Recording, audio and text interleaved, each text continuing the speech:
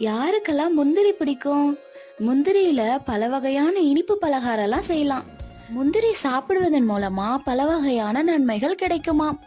அது என்னன்னா, முந்திரியில புரதம், ஆரோக்கியமான கொழுப்புகள், நார்ச்சத்து, இரும்பு, துத்தநாகம், மெக்னீசியம், தாமிரம் போன்ற ஊட்டச்சத்துக்கள்லாம் இருக்காம்.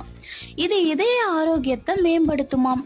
ஏன்னா முந்திரியில் இருக்கக்கூடிய நிறைவுறா கொழுப்புக்கள் அப்புறம் தாவர ஸ்டெராய்டுகள் ஆரோக்கியமான கொலஸ்ட்ரால் அளவை பராமரிக்க உதவுதாம். இதன் மூலமா இதய நோய்களின் அபாயத்தை குறைக்குதாம்.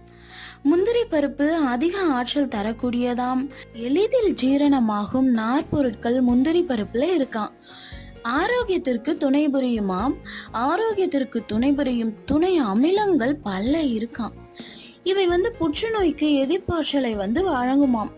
கெட்ட கொழுப்புகளை குறைக்க உதவுதாம் இந்த முந்திரி பருப்பு. பாய்.